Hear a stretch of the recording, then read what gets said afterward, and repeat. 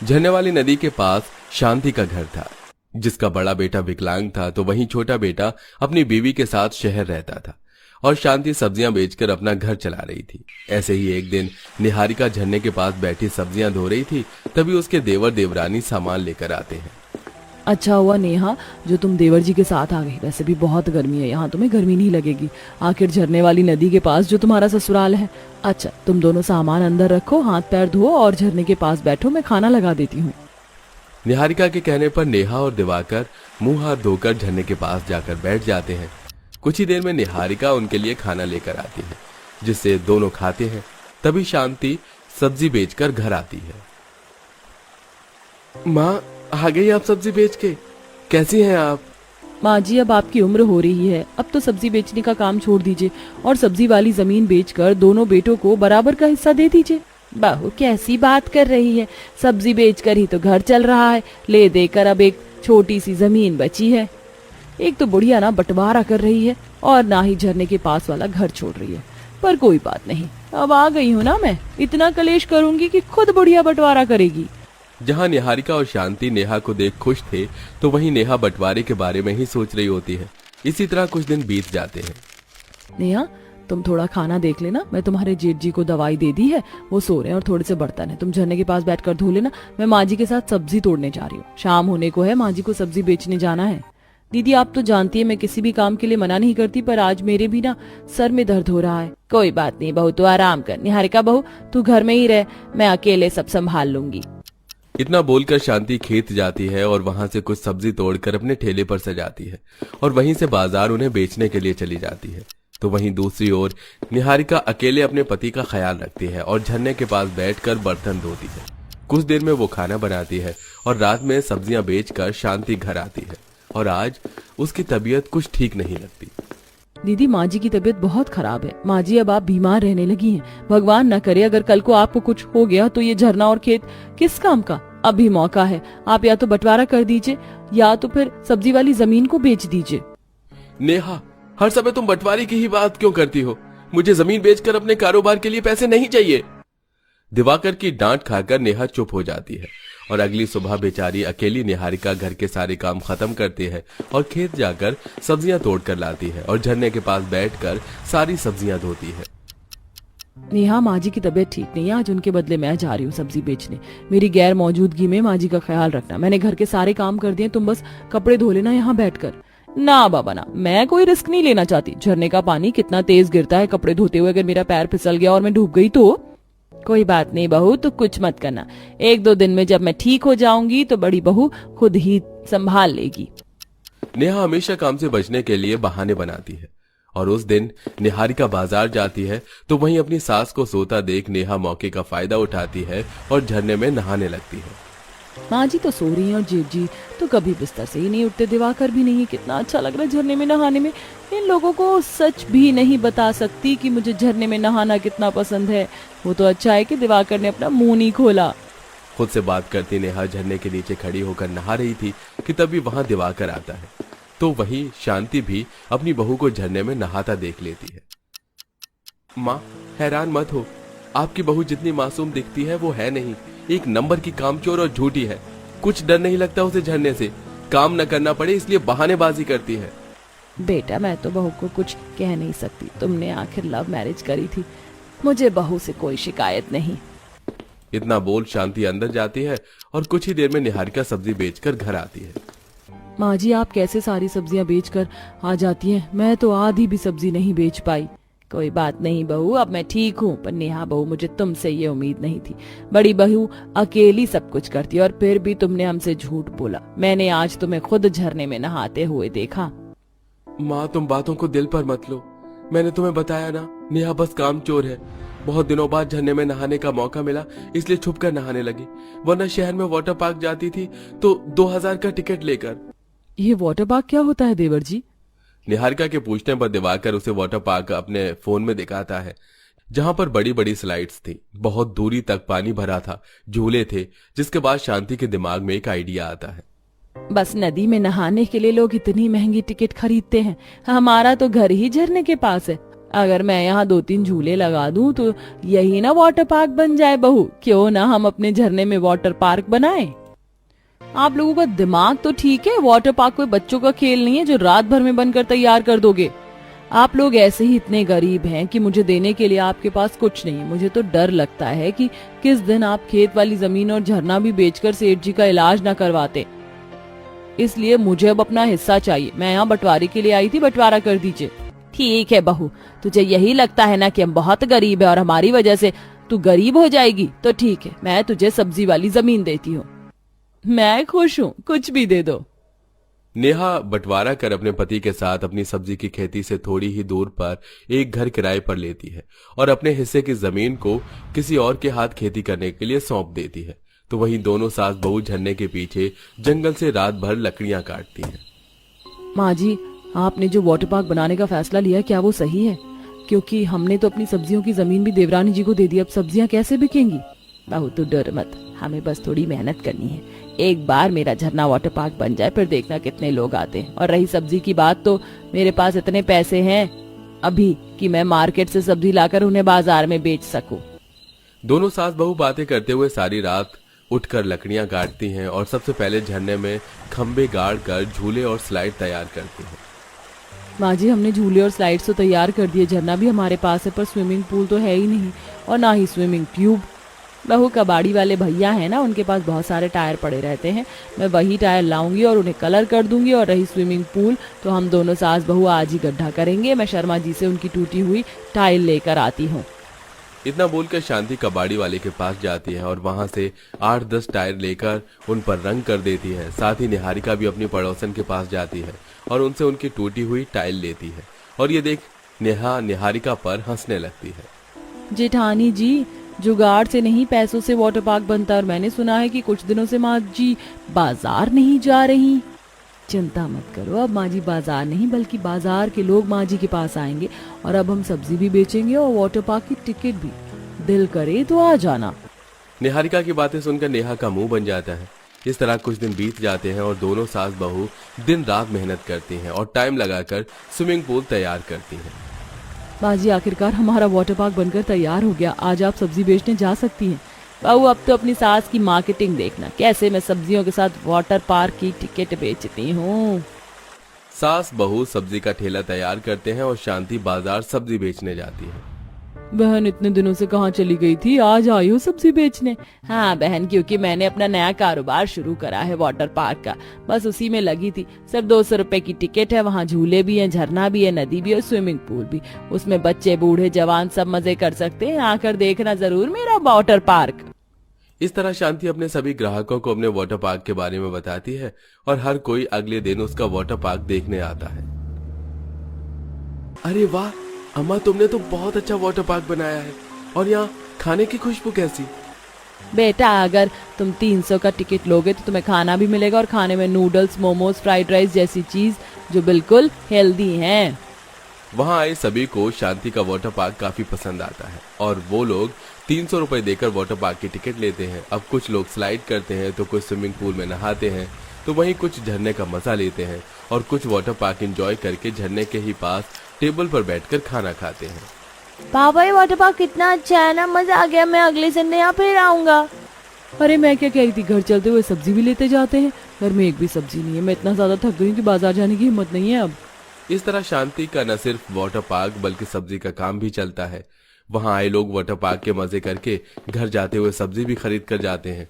और जब इस बारे में नेहा को पता चलता है तो वो दूर से खड़ी होकर अपनी सास का वाटर पार्क देखती है और तभी वहां दिवाकर आकर उससे कहता है, क्यों अंदर ही अंदर पछतावा हो रहा है ना बंटवारा करके? तुम्हें लगा कि तुम नुकसान में चली जाओगी, पर देखो बंटवारा करके तुम्हारा नुकसान हो गया। मैं तो अपनी माँ का लाडला हूँ, मैंने तो बंटवारे की बात ही नहीं करी। मैं तो चला वाटर पार्क एंजॉय करने, तुम यहीं जलती रहो। दिवाकर अपनी बीवी पर तंज कसता है और वाटर पार्क में एंजॉय करने लगता है। तो वहीं नेहा ये सब कुछ खड़ी खड़ी बस देखती रहती है। ओहो बाबा, बहुत गर्मी लग रही है ना? अब बेटा गर्मी है तो लगेगी ही। और इस घोर जंगल में तो और भी ज्यादा गर्मी महसूस होती है। आसपास कोई घर वर तो है ही नहीं। सारा दिन ये जंगल तप तप कर आग ही तो बरसाता है। इस गर्मी से तो सारी बोई हुई फसल भी खराब होती जा रही है। उधर चाय का बुरा हाल हो गया है और इधर आलू का बुरा हाल है। सही बोल रहे हो बाबा। एक तरफ रितेश अपने खेतों को देखकर परेशान था, तो वहीं दूसरी तरफ उसकी बहन। हे भगवान, इस गर्मी में कपड़े तो रखे रखे ही सूख गए। जंगल में वक्त गुजारना बड़ा ही मुश्किल है। सही बोल रही हो सोनाली, जरा मुझे तो देखो, मैं तो सर से पांव तक पसीने में नहा रही हूँ। यहाँ चूल्हे पर बैठकर हालत खराब हो रखी है। सभी का ऐसे ही बुरा हाल हो रहा था। ये है स्वरा का ससुराल, जो कि जंगल में बसा हुआ था। उसके परिवार में उसकी सास, ससुर, ननद, पति और एक बेटी थी। स्वरा के घर वालों ने जंगल को ही अपना संसार बनाया हुआ था। उसका पति जंगल की ही थोड़ी थोड़ी जमीन पर खेती करता था। स्वरा की छोटी सी लकड़ी की कुटिया भी जंगल में ही थी और बाकी के सभी काम भी वो जंगल में ही करते थे। अब गर्मी का मौसम था, जो उन सभी पर बड़ा भारी पड़ रहा था। अच्छा है ये खाना बन गया। रितेश जी, बाबा, सोनाली, सभी आ जाइए, खाना खा लीजिए। चल रितेश बेटा, ये मेहनत बाद में हो जाएगी, अभी पहले पेट पूजा कर लेते हैं। अनिकेतन रितेश को भी ले आया और स्वरा ने खाना लगा दिया। पूरा परिवार अभी जमीन पर बैठकर खाना ही खा रहा था कि रितेश बोला, क्या खा लो ऐसी गर्मी में खाना वाना। आज पूरे 3 साल हो गए हैं दुनिया से कटकर इस तरह की जिंदगी जीते हुए, वो भी जंगल की। 3 सालों से ना अच्छा खाने को मिला है और ना ही सुकून की सांस आई है। रितेश जी, इस तरह खाने पर गुस्सा नहीं निकालते हैं। अब गुस्सा आ रहा है तो किस पर निकालूं? स्वरा, पता है जब हम इस जंगल में आए थे तो मैंने हर रोज इस उम्मीद के साथ आंखें खोली थी कि काश आज का दिन अच्छा होगा। लेकिन उम्मीद की भी हद हो गई, सब्र की इंतहा हो गई। अब मुझे नहीं लगता कि कुछ भी बदलेगा। आज भी नहीं भूल पाता हूं मैं उस मनहूस दिन को जब हमसे हमारा सब कुछ छिन गया था और इस बर्बादी की शुरुआत हुई थी। माँ जी देखिए, मैं आपके लिए साड़ी लेकर आ रही हूँ और आज तो बाजार में खाने पीने की भी बड़ी चीजें थी, तो मैं एक पन्नी भरकर ग्रोसरी का सामान भी ले आई। क्या बात है माँ जी, आप रो रही हो क्या? बहू, सब कुछ खत्म हो गया बहू, सब बर्बाद हो गया। तू अपने पति पर से विश्वास ना उठाना, इसमें उसकी कोई गलती नहीं है। क्या बोल रही हो माँ जी, मेरी कुछ समझ नहीं आ रहा, क्या हुआ है? स्वरा, अब हमारा इस घर से जाने का वक्त है। मैंने कुछ गलत नहीं किया है, लेकिन एक इल्जाम लग जाने की वजह से मुझे यह घर छोड़ना होगा। कैसा इल्जाम? क्या बात हो रही है यहाँ? रितेश जी, कुछ तो बताइए। मैं बताता हूँ ना भाभी, ये रितेश क्या अपने मुंह से बताएगा। कंपनी से बहुत सारे पैसे गायब हुए हैं, वो भी उस अकाउंट से जिसको आपके पतिदेव रितेश जी हैंडल करते थे। सभी अच्छी तरह से अच्छे से छानबीन हो गई है और हर सुराग यही बता रहा है कि किसी और के चोरी कर पाने की आशंका ही नहीं है। अगर कोई चोर है तो वो आपके पतिदेव ही है और इसी वजह से हम आपका घर, आपका सामान, आपका बैंक बैलेंस और सब कुछ जब्त कर रहे हैं। नहीं, बिल्कुल भी नहीं, ऐसा नहीं हो सकता। सुनिए, आप रितेश जी के बॉस है ना, आपको तो पता होगा कि रितेश जी कैसे हैं। वो ऐसा कभी नहीं कर सकते हैं। भाभी, पैसा कब किसकी नीयत बदल दे ये कोई नहीं जानता और आपका मेरे सामने गिड़गिड़ाने से कोई फायदा भी नहीं होगा। आपका मकान और सब कुछ हमारे नाम हो ही चुका है, तो आप लोग अब जाइए, जहां जाना हो जाइए, बस यहां से निकलिए। एक ही झटके में एक इल्जाम के तहत रितेश से उसका सब कुछ छिन गया। अब सर से छत और जेब से पैसा चले जाने की वजह से कोई भी रितेश की मदद करने को तैयार नहीं था। लाला जी, आप तो जान पहचान के आदमी हैं, मैं कोई पैसा मारने वालों में से नहीं हूं। मुझे ये कमरा किराए पर दे दीजिए, मैं 1 महीने में आपका किराया पक्का चुका दूंगा, लेकिन अभी एडवांस नहीं दे सकता हूं। अरे नहीं, बिल्कुल भी नहीं भाया। कोई और होता तो मैं घर देने को सोच भी सकता था, लेकिन तुम तो चोर हो भाई। इतनी अच्छी नौकरी चोरी की वजह से गवा दी तुमने। मैं तो तुम्हें बिल्कुल कमरा ना दूं, क्या पता मेरा किराया ही खा जाओ। लाला ने रितेश की कोई मदद नहीं की। ऐसे ही जिससे भी रितेश ने मदद मांगनी चाहिए उसने उसे चोर कहकर भगाया।